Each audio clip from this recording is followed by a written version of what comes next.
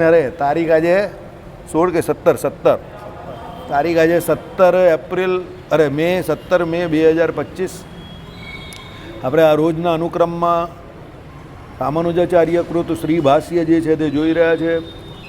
અત્યારે આપણે પેલો લઘુ સિદ્ધાંત પક્ષ જે છે તે જોઈ રહ્યા છે. લઘુ પૂર્વ પક્ષ એટલે લઘુ સિદ્ધાંત જે છે તે જોઈ રહ્યા છે. એમાં આપણે ગઈકાલે જોયું કે ભાઈ બ્રહ્મ જિજ્ઞાસા જે છે એના માટે પહેલાં ધર્મ જિજ્ઞાસા બહુ જરૂરી છે. એટલે ધર્મ જિજ્ઞાસા એટલે ધર્મ વિચાર, એટલે કહેવાનો મતલબ અહીંયા એવો છે ધર્મ વિચાર એટલે શું છે કે ભાઈ જે કોઈ વ્યક્તિ છે એને બ્રહ્મ જિજ્ઞાસા થવા માટે પહેલાં ધર્મનું પાલન કરવું બહુ જરૂરી છે. ધર્મ જિજ્ઞાસાનો અર્થ એવો નથી કે ફક્ત ધર્મને જાણવા. ધર્મ જે છે એનું પાલન કરે, શ્રુતિ સ્મૃતિમાં કયા હોય એવા ધર્મો પાછા, એટલે શાસ્ત્રોક્ત ધર્મનું જે પાલન કરે એને જ બ્રહ્મ જિજ્ઞાસા થાય. બરાબર. હવે ગઈકાલે એક દલીલ એવી આવી કે ભાઈ એ કદાચ બ્રાહ્મણના ઘરે એટલે ગુરુ પાસે ભણવા જાય અને 6 અંગે સહિત વેદોને ભણે, પછી એમ કહે કે એને ધર્મ જિજ્ઞાસા જાગે, પછી બ્રહ્મ જિજ્ઞાસા જાગે, એના પછી વચ્ચે પાછો વેદાંત વાક્યનો વિચાર કરે, તો વેદાંતનો વિચાર કરે, અધ્યયન કરે, તો પછી એને ધર્મ જિજ્ઞાસાની કાં જરૂર છે? ધર્મ વિચાર તો એમાં આવે જ છે ને. ના, એવું નહીં. ધર્મની જરૂર કાયમ માટે છે. ભગવાને કહ્યું એ પ્રમાણે કે ભગવાનનો ભક્ત કે કોઈ બીજો બહારનો જે કોઈ વ્યક્તિ ભાંગ્ય પીવે એનું મગજ તો ફરી જ જાય. એટલે ધર્મ જિજ્ઞાસાની જરૂર, ધર્મ પાલનની જરૂર દરેક જગ્યા પર દરેક વ્યક્તિને છે. ઉલટાનું એવું છે દરેક મનુષ્ય માત્રને ધર્મની જરૂર છે. જે ધર્મની બહાર જાય છે એ આલોકને પલ્લોકને વિશે સુખી તો નથી જ થતો. એટલા માટે અહીંયા કહ્યું કે ભાઈ એ ભલે વેદાંત વાક્યોના અર્થનો વિચાર કરી શકે છે. આના જવાબમાં એમ કહેવામાં આવે કે કર્મો ઉપર આધાર રાખતી ઉદ્ગીત આદિ ઉપાસનાઓનો વિચાર આમાં જ એટલે બ્રહ્મ મીમાંસામાં જ કરવામાં આવે છે. અને જેને કર્મ એટલે ધર્મ મીમાંસા વડે, જેણે કર્મ જાણ્યું નથી, કોના વડે? ધર્મ મીમાંસા વડે, તે એ વિચાર કરી શકે નહીં. માટે ધર્મ મીમાંસા આવશ્યક છે. સમજો, તમે જે કંઈ ઉપાસના આદિ જે કંઈ કરો છો એમાં મૂળભૂત પહેલાં ધર્મ મીમાંસા જ છે. એટલે ધર્મનું પાલન, ધર્મને કોઈ કાળે કોઈએ પણ ગૌણ કરવો નહીં. શ્રીજી મહારાજે તો વચનામૃતમાં, સત્સંગી જીવનમાં, શિક્ષાપત્રીમાં, દરેક જગ્યા પર, દરેક ગ્રંથ જ આપણે જુઓ ને તો દરેક ગ્રંથોનો આપણો મર્મ જે છે ધર્મજ્ઞાન વૈરાગ્ય સહિત ભક્તિ એટલે એકાંતિક ભક્તિની જ વાત કરેલી છે. આમ તો સનાતન સંસ્કૃતિના જેટલા પણ મૂળ શાસ્ત્રો જે છે તે બધા એકાંતિક ધર્મના સ્થાપન માટે જ છે. ગીતાજી પણ તમે જોવો તો એનો જ ગ્રંથ છે. ઇવન મહાભારત પણ તમે જુઓ તો એવો જ ગ્રંથ છે. ઇવન રામાયણ પણ તમે જુઓ તો બધા એકાંતિક ધર્મના સ્થાપન માટેના જ ગ્રંથ છે. અને બધામાં કોઈ ગ્રંથમાં ધર્મને ગૌણ નહીં પાડ્યા. દરેક ગ્રંથમાં ધર્મનો પૂરેપૂરો મહિમા કયો છે. અને આપણા સનાતન સંસ્કૃતિમાં તો ધર્મને જે પાળે છે એની ઉપર જ ભગવાન રાજી થાય છે. બાકી ધર્મનું જે પાલન નહીં કરતો એને ચાંડાલ તુલ્ય કયો છે. ધર્મની પાછી વ્યાખ્યા બહુ ડિફિકલ્ટી છે. ધર્મનું પાછું જે આચરણ છે એ પણ થોડુંક અલગ અલગ જગ્યા પર, અલગ અલગ સ્થાન પર ધર્મો અલગ અલગ પ્રમાણે પ્રકાશિત થાય છે. એટલે આપતકાળના ધર્મ થોડા અલગ છે. સ્વધર્મની વાત છે તે, વર્ણાશ્રમના ધર્મો જે છે તે. હવે એમાં કંઈ બહુ જવા જેવું ડેપ્થમાં અત્યારે એ કંઈ કારણ નહીં. કારણ કે આપણે સત્સંગી જીવન આદિ ગ્રંથોમાં, શિક્ષાપત્રી, અર્થદીપિકામાં એ બધા ધર્મો અહીંયા ચલવેલા છે.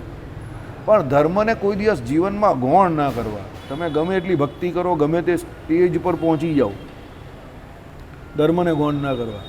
ઘણા લોકો શું છે ભક્તિની ઓટ લઈને પછી ધર્મને ગૌણ કરી દે છે. એ તો ચાલે, પેલું તો આમ, પેલા ને. એવું નહીં. ભગવાન કહે જ્યાં સુધી તમે ભજન કરતા હો અને ઊભા થઈને પછી દૈહિક ક્રિયા બધી કરવાની હોય તમને, એટલે ટોયલેટ છે, લઘુશંકા છે, ગુરુશંકા છે, ખાવું પીવું, ઉઠવું બેસવું, આ બધાનું જો તમને ભાન રહેતું હોય એટલે તમને શરીરનું પૂરેપૂરું ભાન છે. તો જ્યાં સુધી શરીરનું પૂરેપૂરું ભાન છે ત્યાં સુધી ધર્મને કોઈ દિવસ ગૌણ નહીં કરવો.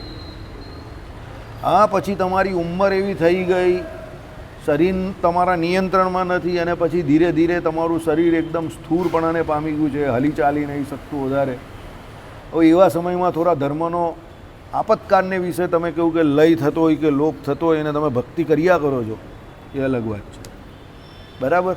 પણ તમે જાણી જોઈને ધર્મને લોપો કે જાણી જોઈને ધર્મને ગૌણ કરો ભક્તિની ઓટ લઈને, ભગવાનના મહાત્મયની ઓટ લઈને, તો દેટ ઇઝ રોંગ. એ ખોટી વાત છે. કારણ કે ધર્મને હંમેશા દરેક શાસ્ત્રોમાં પ્રમાણપણે, પ્રથમપણે જ લીધો છે. અને ભગવાન પોતે અહીંયા જ્યારે અવતાર ધારણ કરે છે ત્યારે યદા એ ધર્મસ્યમાં જે વાત કરી તે ધર્મ, ભલે એ એકાંતિક ધર્મની વાત કરી છે ત્યાં, પણ ધર્મ તો છે જ ને. એકાંતિક ધર્મમાં પણ વર્ણાશ્રમનો ધર્મ તો પહેલાં આવે જ છે. સમજો, એટલે એકાંતિક ધર્મના અંતર્ગત પણ વર્ણાશ્રમનો ધર્મ આવે છે. એટલે ધર્મને કદાપી પણ તમારે ગૌણ કરવાનો નથી. આવું રામાનુજાચાર્ય કહે છે. શંકરાચાર્ય શું કહે છે કે એક જ્ઞાન થઈ ગયું, કોનું? બ્રહ્મનું જ્ઞાન થઈ ગયું, પછી ધર્મની કંઈ જરૂર નહીં. સમજો. પણ રામાનુજાચાર્ય એવું નહીં કહેતા. રામાનુજાચાર્ય એમ જ કહે છે કે જ્ઞાન થયું પછી પણ ધર્મ કર્મની અપેક્ષા છે, કારણ કે ભક્તિ કરવા માટે તમને ધર્મ કર્મ જોઈએ જ છે, ભલે જ્ઞાન થયું. બરાબર? એટલે જ્ઞાન થવા માટે જ ધર્મની જરૂર છે એવું નહીં. જ્ઞાન થઈ જાય પછી તો ઉલટી તમારી જવાબદારી વધી જાય છે. કેમ વધી જાય છે? કે તમારી ઉપર લોકો એક આશા રાખીને બેઠા છે આદર્શ વ્યક્તિ તરીકે, કે ભાઈ આ વ્યક્તિ શું કરે છે જો. તો તમને કદાચ આત્મા પરમાત્મા સંબંધી જ્ઞાન થયું છે તો તમારી ઉપર લોકોની નજર છે, પછી તમે જે કરશો એ પ્રમાણે લોકો કરશે. એક બહુ મોટા વક્તા છે જેના ઘણા બધા ફોલોઅર્સ હશે, એ વ્યક્તિ એવું જાહેરમાં કહે કે હું 11 કરતો નથી. હવે 11 નહીં કરતા એ વાત તો બરાબર છે કે નહીં, એ તો હવે ખોટી જ વાત છે, કારણ કે ભગવાને એને કમ્પ્લીટ આજ્ઞામાં કમ્પલસરી કહ્યું છે. 11 તો કોઈએ ના પાડી જ નથી કોઈને, સિવાય કે કોઈ બીમાર હોય અતિશય, કે ભાઈ કોરોના કાળમાં પેલો લબડી ગયેલો હોય ને, એ અલગ વાત છે. કે 8 ને 80ની વચ્ચે 8 ને 80ની બહાર હોય ઉંમરમાં તો. પણ પછી જાહેરમાં તમે આવું કહું કે ભાઈ અમે 11 નહીં કરતા, તો એ વાત ખોટી છે, કારણ કે એનાથી ઘણા બધા લોકોને ઘણી બધી ખોટી છાપ પડે છે. ઘણા કરતા હશે એ પણ બંધ થઈ જશે. સમજો. આમ પણ બધા વાસનાએ યુક્ત લોલુપ્ત લોકો છે, લોકોને ખાવા પીવાની એટલી બધી વાસના છે કે માંડ 11માં તો રહેતા હશે ખાધા પીધા વગર કે ફરાર ઉપર. તો પછી યાર તમે એ પણ કરવાની ના પાડો તો પછી તો માણસ જાનવર જેવો જ થઈ જાય ને. સમજો. એટલે કોઈ દિવસ જાહેરમાં પણ એવું ન કહેવું કે ભાઈ ધર્મનો લોપ થાય એવું, કે ધર્મ ગૌણ પડે એવું, એવી ઉક્તિ કોઈ દિવસ ન ઉચ્ચારવી. ઉક્તિ એટલે એવું વાક્ય ન બોલવું. ધર્મને હંમેશા જીવનમાં પ્રથમપણે મુખ્યપણે રાખવો. કેવો ધર્મ? એકાંતિક ધર્મ. પાછો એવો પણ નહીં કે આસુરી ધર્મ હોય. અસુરો પણ ઘણા બધા ધર્મોનું પાલન કરતા હતા, પણ ભગવાનના ભજન વગર, એટલે મહાત્મય જ્ઞાન વગર, એટલે ભગવાનને ન ઓળખતા હતા. કંસ છે, જરાસંઘ છે, શિશુપાલ છે, એ બધામાં પણ ધર્મ હતો, પણ એ લોકો ભગવાનની ભક્તિ વગર ના હતા. એટલે એ લોકો કેવા હતા? અસુર કહેવાયા. પણ આપણે એવી નહીં વાત કરતા અહીંયા. આપણે શું છે કે ભાઈ ભગવાનને રાજી કરવા માટે ભગવાનના સ્વરૂપનું જ્ઞાન થાય. તમને કદાચ એવી ભગવાનને વિશે ભક્તિ થઈ ગઈ કે જે એકાંતિક ભક્તિ કહેવાય, તો પણ તમારે ધર્મને ગૌણ કરવાનો નથી. સમજી ગયા? એટલે ધર્મ મીમાંસાની પૂરેપૂરી જરૂર છે. બરાબર? ચાલો. માટે ધર્મ મીમાંસા આવશ્યક છે. તો પછી અમારે કહેવું પડશે કે શારીરક શાસ્ત્રના વિજ્ઞાન સંબંધે આપ અજાણ છો. આ શાસ્ત્રમાં અનાદિ અવિદ્યાકૃત વિવિધ ભેદ દર્શનથી ઉત્પન્ન થતા જન્મ જરા મરણાદિ સાંસારિક દુઃખસાગરમાં ડૂબેલા પુરુષ પ્રત્યે સખળ દુઃખનું મૂળભૂત જે મિથ્યા જ્ઞાન, તેનો નાશ કરવા માટે આત્મૈક વિજ્ઞાન એટલે બ્રહ્મજ્ઞાનનું પ્રતિપાદન કરવામાં આવે છે. આવા પુરુષને ભેદ ઉપર ટકી રહેલું કર્મજ્ઞાન સા ઉપયોગમાં આવે, ઉલટું એ વિરોધી થાય. હવે અહીંયા આત્મિકત્વ જ્ઞાન જે કહ્યું એનો વ્યાખ્યા શું કરી? બ્રહ્મ એ જ એક અદ્વિતીય આત્મા છે અને જીવાત્મા એનાથી ભિન્ન નથી એવું જ્ઞાન. એટલે આ અદ્વૈત વેદાંતની વાત છે.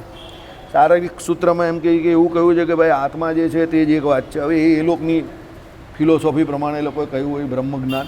આપણી ફિલોસોફી પ્રમાણે તો બ્રહ્મજ્ઞાન એવું જ છે કે ભાઈ બ્રહ્મ એક એવું તત્વ છે કે જે સદાને માટે કેવું છે? અદ્વિતીય. એટલે એ આત્મા સર્વ આત્માઓથી કે માયાથી સંપૂર્ણપણે કેવું છે? જુદું જ છે. ભગવાન જેવા તો એક ભગવાન જ છે, બીજા કોઈ છે નહીં. બરાબર? અદ્વિતીય એટલે અદ્વિતીય, એટલે એના જેવું કોઈ નહીં. અરે ભગવાનની તમે વાત કરો છો, હું તો જીવની પણ આ જ વાત કરું છું. જીવ પણ બધા પોતપોતાના હિસાબે અદ્વિતીય છે. તમારા જેવો બીજો કોઈ નથી. સમજો. તમે તમારી રીતે તમે જે છો સમજો. દાખલા તરીકે તમે કદાચ કોઈને ફોલો કરો છો કે કોઈનું જીવન તમારા જીવનમાં પ્રેરણારૂપ બનેલું છે, તો પણ તમે કમ્પ્લીટ એના જેવા ન બની શકો. સમજો. દાખલા તરીકે કોઈ આપણે કહીએ કે ભાઈ આપણે કોની વાત કરીએ? હરજીવનદાસ શાસ્ત્રી. ચાલો, તો આપણે હરજીવનદાસ શાસ્ત્રીના આપણા સંપ્રદાયમાં જે કોઈ પુસ્તક છે એને ફોલો કરીએ, બધું એના જેમ કરીએ કે ભાઈ એમણે જે પ્રકારે વાત કરી, શ્રીજી મહારાજનો જે કોઈ એમ કહી કે મત હતો કે મર્મ હતો, જે એમણે સમજાયું એટલા બીજા બહુ ઓછા લોકો સમજાવી શક્યા છે. તો આપણે એમના પ્રકાશિત ગ્રંથો 90% સંપ્રદાયના મેજર ગ્રંથો બધા એમના થકી જ છપાયેલા છે, પ્રકાશન થયેલા છે. તો આપણે એને માનીએ, બધી વાત સાચી. એમના સિદ્ધાંતને હવે એકચ્યુઅલી કંઈ એમનો સિદ્ધાંત નથી, પાછા ઘણા લોકો એનો વિરોધ કરે. ઘણા લોકો કે એ પણ કોઈ વ્યક્તિનો જ સિદ્ધાંત છે ને, તમે એમ કહે કે ભૂમિકા કેવું તે અરજીવનદાસ શાસ્ત્રીએ કહેલી વાતો જ છે ને, એવું એક ગુરુકુળના સંત કહેતા હતા. અરે ભાઈ, એ કે એની વાત થોડી છે. અરજીવનદાસ શાસ્ત્રી કે અંદર એના પોતાની વાત થોડી મૂકી છે. એમણે તો જીવ, ઈશ્વર, માયા, બ્રહ્મ અને પરબ્રહ્મ એ 5 જે ભેદ કયા એની વાત કરેલી છે. એમાં કાંઈ એમણે એમની પોતાની વાત કરેલી છે કે એમાં મારો મત હોવો છે. એમાં રામાનુજ વેદાંત પ્રમાણે આપણા સંપ્રદાયનું જે કંઈ જ્ઞાન છે તે એમણે પીરશું, બરાબર. અને એ ભાષા જે છે તે ભાષા હવે એ જ્ઞાનની એવી જ હોય, કારણ કે એમાં તત્વજ્ઞાન છે, સમજો. હવે અરજીવનદાસ શાસ્ત્રીએ જે કંઈ આપણા સંપ્રદાયના જે કોઈ આધ્યાત્મિક તત્વજ્ઞાન જે કંઈ કહેવાય એની વાત કરી, ચર્ચા કરી, બરાબર છે કે શ્રીજી મહારાજનો જે કોઈ સિદ્ધાંત હતો એ એમણે બરાબર સમજાયો અને આપણે સમજી ગયા. પણ તો પણ તમે અરજીવનદાસ શાસ્ત્રી ન બની શકો. મેં વાત સમજ્યા? તમે અરજીવનદાસ શાસ્ત્રી ન બની શકો. કેમ? એમના જીવનમાં એમણે જે કંઈ કર્યું હશે કે જે કંઈ સમય ચાલતો હશે એમણે એ સમયના અનુરૂપ ઘણા બધા નિર્ણય લીધા હશે, જે અત્યારના સમયમાં કદાચ અનુરૂપ નહીં થાય, મેચ નહીં થાય, સમજો. શાસ્ત્રની વાત બધી બરાબર છે, પણ વ્યવહારિક રીતે તમે જોવો તો એમણે એમના સમયના અનુરૂપ જે કંઈ કરવાનું હશે તે કર્યું હશે, ને અત્યારે કરવાનું હોય તો એ ના થાય એ પ્રમાણે, સમજો, બરાબર. કેમ? વ્યવહાર જે વસ્તુ છે ને એમાં દેશકાળ બહુ ખતરનાક લાગે છે. શાસ્ત્રોમાં પણ દેશકાળ લાગે છે, પણ વ્યવહારમાં તો બહુ વધારે પડતો ખતરનાક લાગે છે, સમજો, બરાબર. એટલે અરજીવનદાસ શાસ્ત્રીના તમે જે કોઈ આપણા સંપ્રદાય લગતા જેટલા કોઈ શાસ્ત્રો છે એને પૂરેપૂરા માનો કે ભાઈ એમણે જે ભગવાન શ્રી હરિનું જે કોઈ કહેવાપણું કે જે કંઈ ભગવાન શ્રી હરિએ કહ્યું એને બહુ સારી રીતે રજૂ કર્યું, બરાબર. બધી વાત સાચી, શાસ્ત્રોમાં કોઈ ગાલમેલ નહીં.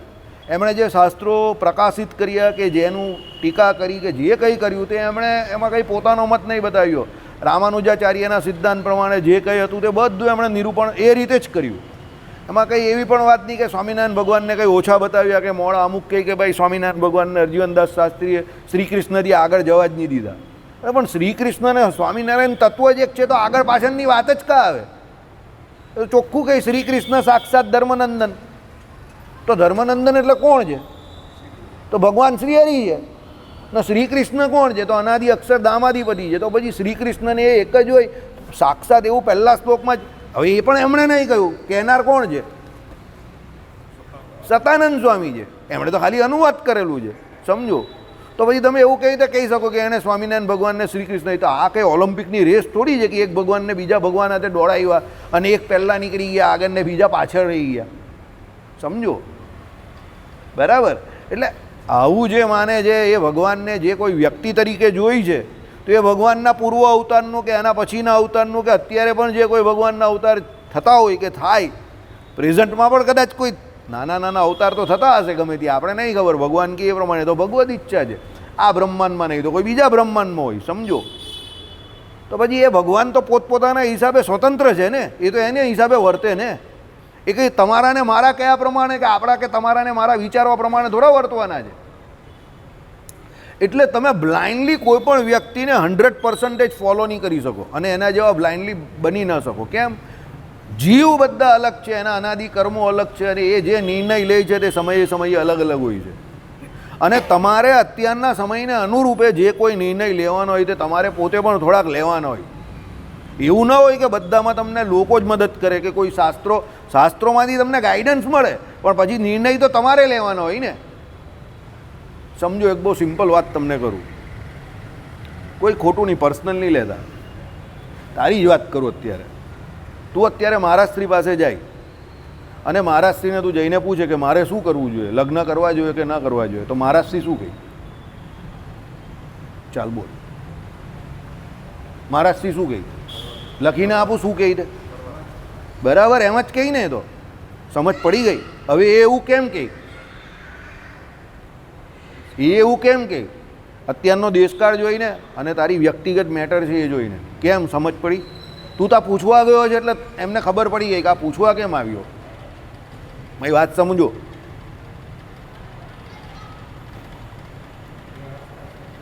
તમે પૂછવા ગયા એટલે તમે ડાઉટમાં છો, સમજો.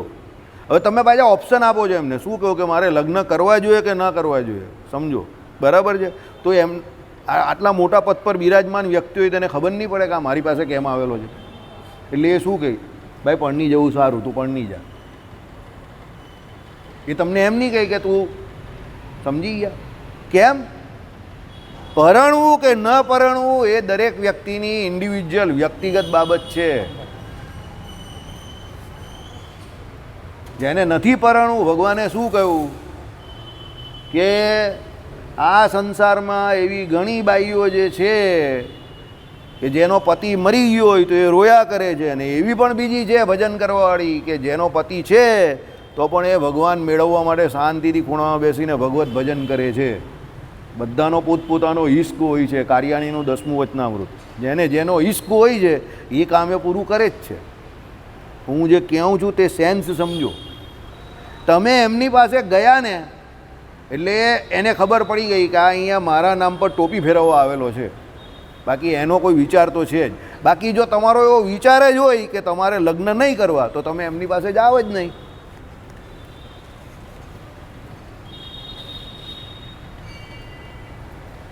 સમજી ગયા મારી વાત? એટલે આ બધી બાબતો કેવી છે, તમે જ્યારે કોઈ વ્યક્તિ મોટા વ્યક્તિ પાસે જાઓ એટલે એ શું વિચારે કે આ આવ્યો કેમ છે? કારણ કે આને વૈરાગ્ય નથી કે ગળમથલવાળો છે. અત્યારનો સમય જોતા એ કોઈને પેલું પહેરવાની તો આજ્ઞા આપે નહીં, તો પછી એ બીજી આજ્ઞા શું આપે? અનાશ્રમીની રિક્ષા આપતા નથી તો શું કહે? સમજ પડી મારી વાત તમને? હું જે કહેવા માગું છું તે આવું છે. એટલે તમે કોઈ દિવસ કોઈ પણ મોટા માણસ જેવા સંપૂર્ણપણે બની શકવાના નથી, કારણ કે આપણે બધા અલગ અલગ વ્યક્તિ છે. એટલે કોઈને બ્લાઇન્ડ આંધળું કોઈનું અનુકરણ ન કરવું. કોઈ કહે કે ભાઈ હરિપ્રકાશ શાસ્ત્રી અત્યારે બહુ સારી કથા કરે તો મારે એના જેવું જ સેમ ટુ સેમ કથા કરવી, ન કરી શકો. તમે ન કરી શકો. કેમ? એ અહીંયા બેઠેલા છે, એમનો એક ધ્યેય છે કે મારે નારાયણ મુનિ દેવમાં બધાને જોડવાના છે, અને એ ધ્યેયથી અહીંયા બેઠેલા જ નહીં, એ કામ એ કરે છે. સમજો. હવે તમે જ્યારે બેસો ત્યારે તમારો એવો ધ્યેય એવો જ જોઈએ એવું જરૂરી થોડું છે? મારી વાત સમજા? વ્યક્તિ તરીકે તમે બંને એક જ વસ્તુ ઈચ્છો છો કે જીવ જે છે તે ભગવાનમાં જોડાય સાધુ તરીકે. કંઈ ખોટું નથી, બંનેની વાત એક જ છે. પણ એમનો અત્યારનો ધ્યેય શું છે? હાલનો તબક્કાનો કે ભાઈ મૂળ જે છે મુખ્ય મંદિર, મુખ્ય દેવ નારાયણ મુનિદેવ સુરતના, એને વિશે જેમ બને તેમ વધારે લોકો જોડાય. કારણ કે લોકો બધા અત્યારે ફાંટાફૂંટીમાં બહુ જઈ રહેલા છે. એટલે અત્યારે એમનો ધ્યેય આ છે. સમજો. હવે કોઈ બીજો વ્યક્તિ જ્યારે આવે તો એ વિચાર કરે કે આલું એ કોઈ બીજી જગ્યા પર જાય તો એ પછી એ દેવની વાત કરે ને, એ કંઈ અહીંયા એ જ જાય. તો અત્યારે આ લોકોની બદલી થઈ ગઈ અને શાસ્ત્રીજી એક્ઝામ્પલ કે ભાઈ ગઢપુર ગયા, ચાલો, તો એ પછી કોની વાત કરે? નારાયણ મુનિ દેવની થોડી કરવાના છે. પછી તે ગોપીનાથજી મહારાજની જ કરશે ને. હવે જે વ્યક્તિ એની હમણાં કથા સાંભળે ને પછી સાંભળે તો પહેલાં કહે કે હાલા આ તો નારાયણ મુનિ દેવની વાત કરતા હતા તો ગોપીનાથજી મહારાજની કેમ કરે છે? અરે ભાઈ એ વાત તો બરાબર જ કરે છે, પણ જ્યારે એ નારાયણ મુનિદેવના સાનિધ્યમાં થયો તો એ નારાયણ મુનિદેવની કરે, અને ગોપીનાથજી મહારાજના સાનિધ્યમાં આવશે તો એની કરશે. સમજો? આઈડિયા આવી ગયો? વ્યક્તિ એક જ છે, ભગવાન પણ એક જ છે. મૂર્તિના નામ બદલાઈ ગયા, આમ તો બધું સેમ છે, પણ નામ બદલાઈ ગયા ને. કેમ બદલાઈ ગયા? પરિસ્થિતિ બદલાય એટલે. આવું છે. એટલે કોઈ પણ વ્યક્તિનું તમે આંધળું અનુકરણ ન કરી શકો, મારું પણ ન કરી શકો, કોઈનું ન કરી શકો. બરાબર? દાખલા તરીકે કોઈ બહુ સરસ રીતે કોઈ વિષય ઉપર ભગવાને કહ્યું એ પ્રમાણે કે ભાઈ આધ્યાત્મિક બાબત જેટલી ભગવાને વચનામૃતમાં સમજાવી, ભગવાન કહે કોઈ બીજો એવી રીતે સમજાવવા જાય તો એવા શબ્દો પણ એના ન પડે ને, એ સમજાઈ પણ ન શકે. કેમ? એ ભગવાન છે, અને એ જે કરી શકે એ બીજો ન કરી શકે. તેમ આપણે બધા પણ ઇન્ડિવિજ્યુઅલી અલગ અલગ વ્યક્તિ છે. સમજો? કોઈક કામ કોઈક બહુ સરળતાથી એટલો શાંતિથી પેલો સોય છે એની અંદર દોરો પોરવાનો છે તો આમાં બેઠેલા 10માંથી કોઈ 2 એવા હશે ફટાક દઈને પોરી દેશે, અને બાકીના 8 ગાય વજારી વાજા મગનભાઈમાં રાજા મારા જેવાના તો એક દિવસે બી નહીં પૂરાય. સમજ્યા?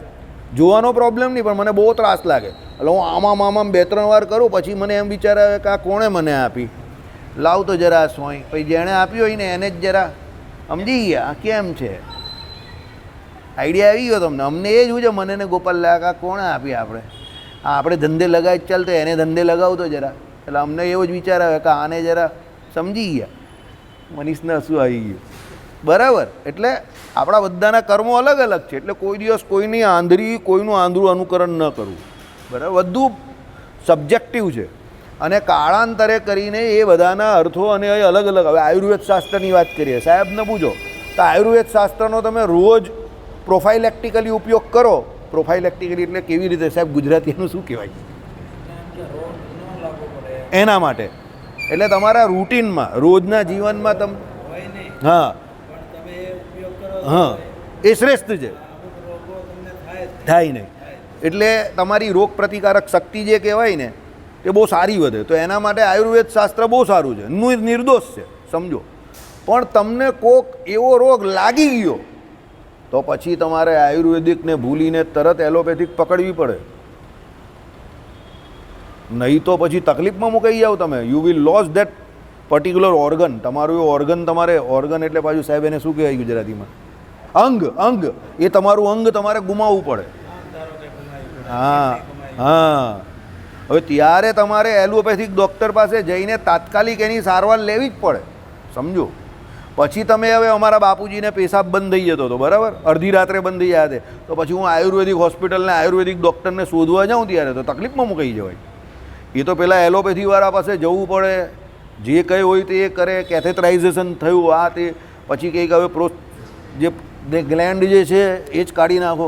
એ કાઢી નાખી તો અત્યારે મારા બાપુજીને એકદમ રાહત થઈ ગઈ, ફર્સ્ટ ક્લાસ જમતા થઈ ગયા 2-3 દિવસની અંદર, પાછા માળા ફેરવતા થઈ ગયા, બધું એકદમ ઓકે થઈ ગયું, ઓપરેશન થઈ ગયું, પેશન્ટ એકદમ રાજી, આપણે એકદમ રાજી ને બધા છૂટા. હવે આયુર્વેદિકમાં આટલા જલ્દી છૂટા નહીં પડે. એ જ નિખિલેશ પટેલ પાસે જ, એટલે ચેતન સેલડિયા કરીને એક યુરો આવે છે એમને ત્યાં, એ યુરોએ કર્યું, યુરોલોજિસ્ટ જ છે, એણે કર્યું. હા, યુરોલોજિસ્ટ થઈ ગયું, બરાબર. હવે એમને હાજર મને ને એમને બેઉને નિરાન થઈ ગઈ ને, સમજો. હવે આયુર્વેદમાં અત્યારે હું જાઉં, આ ઇમરજન્સીની પોઝિશન, યંગ છોકરો છે એકદમ, પણ સરસ છે કામ સારું છે. અડધો કલાકમાં તો નવરા કરી દીધા ફટાફટ, બરાબર. એટલે કહેવાનો મતલબ શું છે, સમજો, જ્યારે જે થાય એ થાય, સમજી ગયા મારી વાત? એટલે કહેવા કોઈને આંધળું અનુકરણ કોઈનું ન કરવું એમ. સમયાંતરે જે નિર્ણય લેવાનો એ પ્રમાણે લેવા. ભાઈ તમે પકડીને બેસી રહો ઝડતાથી એકનું એક, જક્કી વલણ ન ચાલે. સમયાંતરે તમે તમારા નિર્ણયને બદલો, એમાં ફાયદો થાય છે. શાસ્ત્ર પણ એ જ કહે છે. એટલે પેલા 8ને શાસ્ત્રોની અંદર પૂરેપૂરું ભગવાને અલગ અલગ રીતે એનું મહત્ત્વ કહ્યું છે. એ 8ને અલગ અલગ સમજાવેલા છે કે દેશ કોને કહેવાય, કાળ કોને કહેવાય, મંત્ર કોને કહેવાય, દીક્ષા કોને કહેવાય, ક્રિયા કોને કહેવાય, સંઘ કોને કહેવાય, શાસ્ત્ર કોને કહેવાય. આ બધું ભગવાને અલગ અલગ કેમ સમજાવેલું છે? ભગવાન કહે કે આ 8 જે છે ને એ 8 બહુ મહત્ત્વના છે, એક સમજો, બરાબર. એટલે 1990માં કાશ્મીરમાં આપણે ભારતનો ઝંડો નહીં ફેરાવી શકતા હતા લાલ ચોક પર, મોદી સાહેબ ફેરવી આવેલા. અને એ દિવસે એમણે નક્કી કરેલું કે જે દિવસે મારા હાથમાં કંઈ પણ આવશે ને 370 હટાવી દઈશ, બરાબર. એ પછી એ ભાઈ રામ મંદિર ગયેલા, અને રામ ભગવાન ત્યારે પેલા ઝૂંપડીની અંદર હતા, તો રામ ભગવાનના એ દર્શન કર્યા ને એની આંખમાંથી આંસુ આવી ગયા, અને એણે આમ કર્યું, અને એણે કંઈ રામ ભગવાન જોડે ટોક કરી તે સમય પર, સમજો, રામ મંદિર બનાવીશ ગમે ત્યારે. દ્રઢ સંકલ્પવાળો માણસ, વૃશ્ચિક રાશિને વૃશ્ચિક લગ્ન, એ લોકોને અંદર જે બેસે ને એ ગમે ત્યારે કરે ને કરે જ, ડેફિનેટ, બરાબર. અને બંને કામ કરી નાખ્યા. બંને કામ કોંગ્રેસના રાજમાં ઓલમોસ્ટ ઇમ્પોસિબલ લાગતા હતા. 370 હટાવવી, લાલ ચોક પર ઝંડો ભારતનો ફેરવવો, અને રામ મંદિર બનાવવું. એણે બંને કામ કરી નાખ્યા.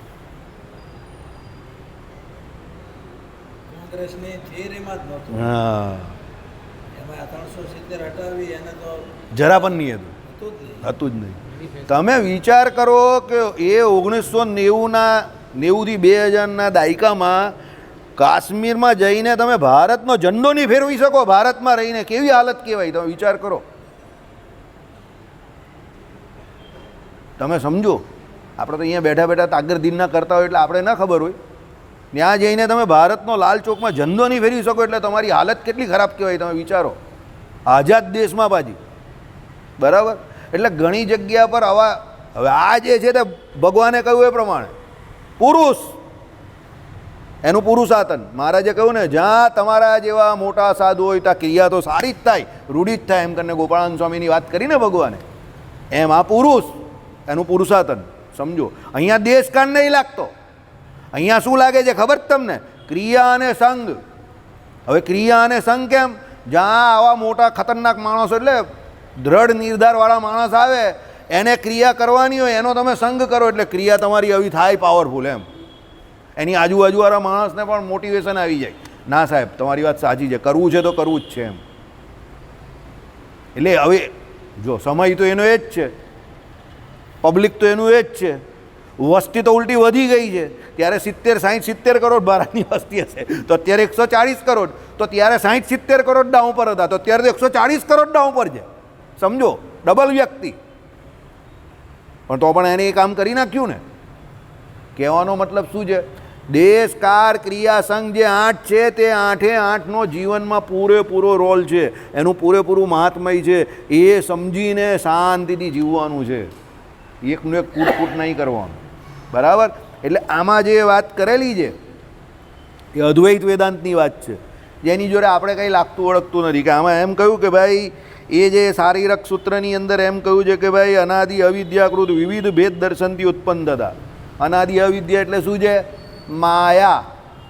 ભાઈ એ માયાથી આપણે શું થઈ ગયું? જન્મ જરા મરણાદિ સંસારિક દુઃખ સાગરમાં ડૂબેલા. આપણે બધા ડૂબેલા જ છે. બરાબર? જન્મ મરણ જરા આદિ સાંસારિક દુઃખની અંદર. બરાબર?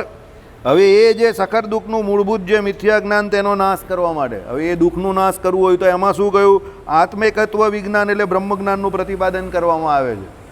આપણે અહીંયા એમણે કહ્યું કે આત્મા એ જ પરમાત્મા, એ બ્રહ્મજ્ઞાનની વાત કરવામાં આવે તો આપણે એ નહીં. આપણે બ્રહ્મજ્ઞાન કહ્યું છે ભગવાન સંબંધી બ્રહ્મજ્ઞાન, અને જીવ જે છે તે આપણે. એટલે આપણે કહ્યું જીવ અને પરમાત્મા સંબંધી જે જ્ઞાન થયું એ જ્ઞાનથી આપણે માયાથી છૂટીએ છીએ. કારણ કે આપણે ત્યાં ભગવાને જ્ઞાનની વ્યાખ્યા શું કરેલી છે? જીવ, ઈશ્વરને, માયા એ ત્રણના સ્વરૂપને રૂઢી રીતે જાણવું. તો તમે જીવ એટલે પોતાના સ્વરૂપને જાણો, બ્રહ્મ એટલે પરમાત્માના સ્વરૂપને જાણો, એટલે જીવ ઈશ્વરને, ઈશ્વર એટલે, અને માયા એટલે માયાના સ્વરૂપને જાણો. એટલે તમને માયા જે બંધનકારી છે એના સ્વરૂપને તમે ઓળખો એટલે ધીરે ધીરે ધીરે તમારા જીવનમાંથી માયાનું જે મહત્ત્વ છે એ તમે ઘટાડતા જાઓ, ભગવાનનું મહત્ત્વ તમે વધારતા જાઓ. એટલે ભગવાનનું મહાત્મય તમે વધુ ને વધુ જાણવાનો પ્રયત્ન કરો. એના માટે કાલે આ ભાઈએ કહેલું એ પ્રમાણે દસમ સ્કંદ જે છે ભગવાન શ્રી કૃષ્ણને આપણે જે ભક્તિની વ્યાખ્યા કરીને ગઈકાલે શું આવી? શ્રી કૃષ્ણ ભગવાનને વિશે મહાત્મય જ્ઞાને સહિત ઘણો સ્નેહ, એને ભક્તિ ગઈ. તો શ્રી કૃષ્ણ ભગવાનનું મહાત્મય જાણવાનું ભગવાને કયા શાસ્ત્રમાંથી કહ્યું? દસમ સ્કંદમાંથી. એ કાલે આ ભાઈ બોલેલા. બરાબર? અશોકભાઈ તો આજે આવી ગયા, હાજર થઈ ગયા. બહુ જીવવાના છે. 8મે છે ને શનિ? 8મે છે ને શનિ કીધું? હા, બહુ લાંબુ જીવશો. શનિ એટલે બહુ ધીમો 90 વર્ષ પાક્કા. તમારા બાપા કરતાં પણ લાંબુ. ચાલો, હે એ અલગ વાત છે. એ તો અહીંયા આવે એટલે બધા જ ભોગવવાની. હમણાં ભાઈ અત્યારે જ પેલા શાસ્ત્રી મહારાજ શું બોલ્યા? વિમલની સામું જ બોલ્યા કે ભાઈ મને ચોથે શનિએ શું બોલ્યા? વિમલ બોલ. બસ શું બોલ્યા? હા, હવે હું એમને કહેવા ગયેલો ભાઈ, એ જાતે જ બોલ્યા કે નહીં? એમને ચોથે શનિ છે તો એ પોતે જ બોલ્યા. તમને 8મે છે, 4, 8 ને 12 એ ત્રિકોણ, મોક્ષ ત્રિકોણ છે. એટલે એમણે કહ્યું કે મને ચોથે શનિ છે તો મને ખબર, અને 12મે કેતુ છે. હરિપ્રકાશ શાસ્ત્રીજીની વાત, હા 12મે કેતુ છે. તો એમણે મને ચોખ્ખું કહ્યું કે જીવનનો જે એક અંતિમ તબક્કો હશે ને એમાં શારીરિક પીડા આવશે, એ મને ખબર છે. કહું હા એ આવે થોડીક, પણ એ શરીરની મોહ માયા છોડાવે. કારણ કે આપણે ભજન કરતા હોઈએ ને, સમજો, તો પણ દેહાત્મ બુદ્ધિ છેલ્લે જાય, છેક છેલ્લે જાય. એ પણ ભગવાન જેની પર કૃપા કરે એની જ જાય, બધાની ન જાય. સમજજો. કારણ કે ભગવાને જે વ્યાખ્યા કરી તે માયાની વ્યાખ્યા સાંભળો. પહેલું શું લખેલું છે? પહેલું શું છે? દેહ. પહેલો દેહ છે, અને પછી શું છે? દેહના સંબંધી. હવે દેહના સંબંધીને વિશે માયા કેવી રીતે તૂટે? છોકરો છે, વહુ છે, એ આપણા કયામાં નહીં રહે એટલે આપણે એક એક કરીને એની વાસના તૂટવા માંડે. પણ દેહની જે છે તે નહીં તૂટે, કારણ કે દેહને, હા, એટલે દેહની નહીં તૂટતી. એટલે ભગવાન શું કરે? મુક્તાનંદ સ્વામીને કહ્યું ને એ પ્રમાણે કે ભાઈ આ ક્ષય નામનો રોગ જે તમને થયો છે એ તો તમારા શરીરને વિશે તમારો શું છે? બહુ મોટો કોઈ ગુરુ જેવું કામ કરે છે તમારા માટે. કેમ કે એ તમને ગળ્યું ચીકણું બધું જે છે તે ખાવા દેતો નથી. એટલે જેને આ 4, 8 ને 12 આ મોક્ષ ત્રિકોણ છે કુંડળીમાં, આ ચોથું સ્થાન, આ ચોથાથી આમ બરાબર જાઓ એટલે 8મું આવે, અને 8માંથી આમ બરાબર જાઓ એટલે 12મું સ્થાન આવે. આખો મોક્ષ ત્રિકોણ છે ભાઈ. 12માંથી આમ પાછો તમે દોરો એટલે ત્રિકોણ થઈ ગયો ને, ચોથા પર જાય. સમજો.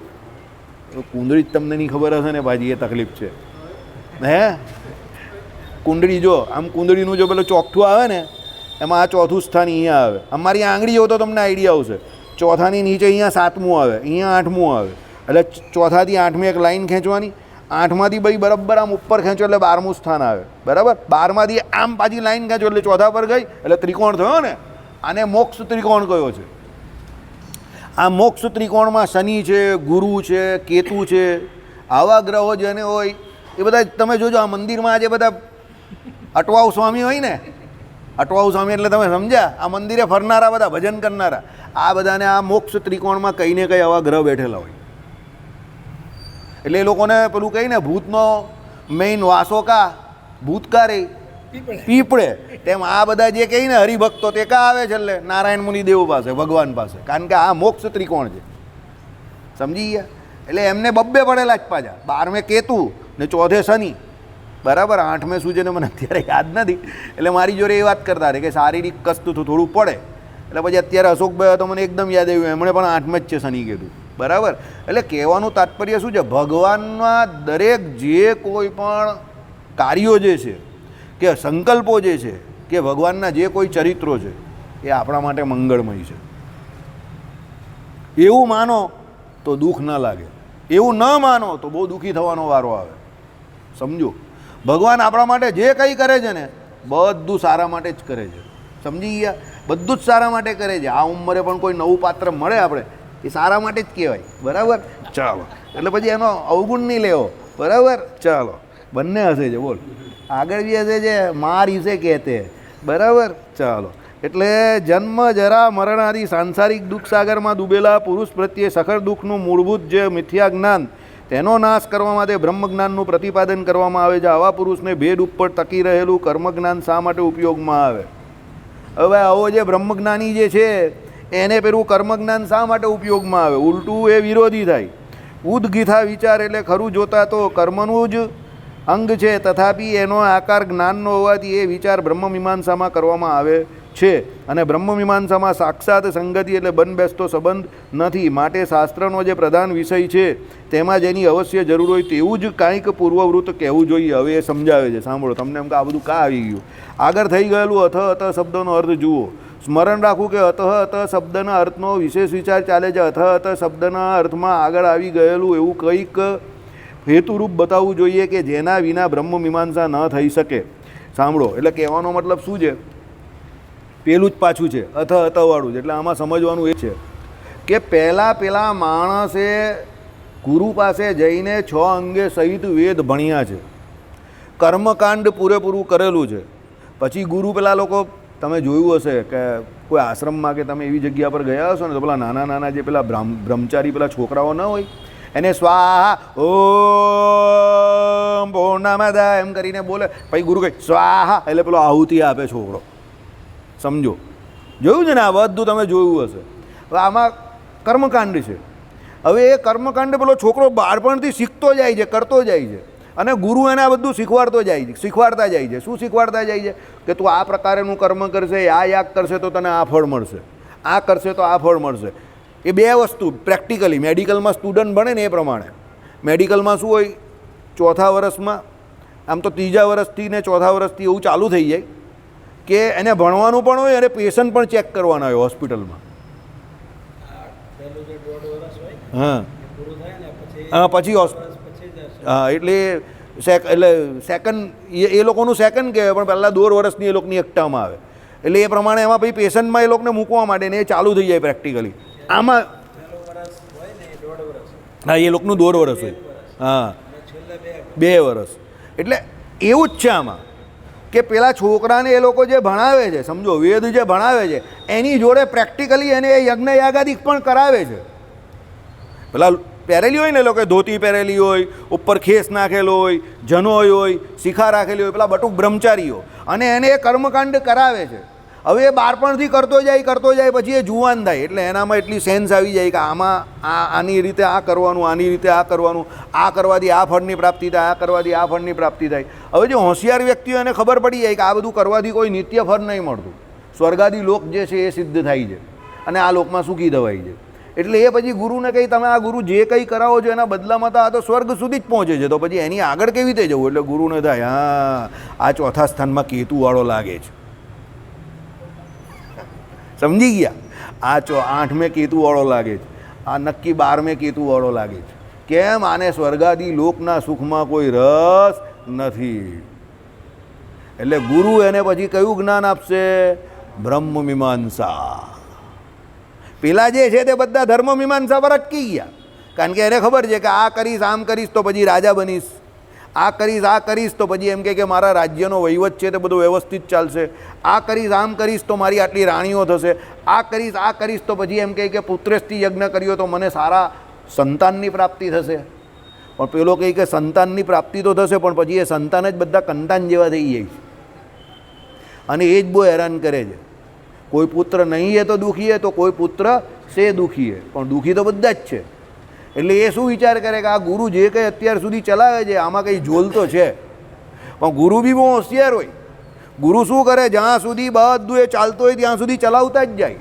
પણ આવા કોઈ વિરલા હોય 2-4 આખા ક્લાસમાં, એ આવીને પૂછે ગુરુને કે ગુરુ તમે અત્યાર સુધી જે કયા ચલવો છો તે તો બધું આ નિત્ય ફળવાળું છે જ નહીં, અનિત્ય ફળવાળું છે, પણ જે નિત્ય ફળ મળે એવું કંઈ કોઈથી એવું કોઈ કર્મ શીખવાડો. એટલે ગુરુ કહે કે હા આ બચ્ચો પૂર્વનો કોઈ કેવો જીવ છે?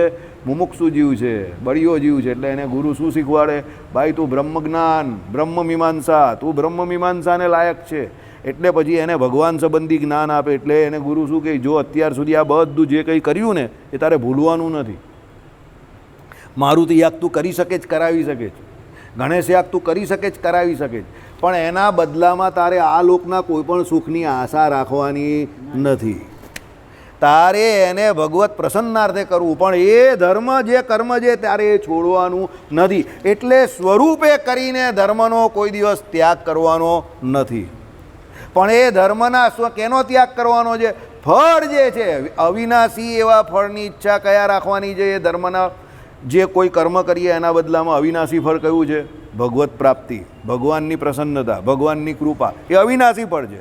પણ વિનાશી એવા સ્વર્ગાદી લોક કે આ લોક સંબંધી કોઈ પણ સુખની આશા રાખવાની નથી. એટલે એને શ્રી કૃષ્ણ ભગવાને ગીતામાં કોણ કયો? નિષ્કામ કર્મયોગી. જો એ કર્મયોગી છે એ પલાયનવાદી નથી, એ કર્મ તો કરશે જ. પાછળ લખેલું છે, શબ્દ શું આવે છે? નિષ્કામ કર્મયોગી. એટલે એને આ લોકના કોઈ પણ સુખની આશા નથી, એટલે એને નિષ્કામ કહ્યો. પણ પાછળ શબ્દ શું વાપરો છે?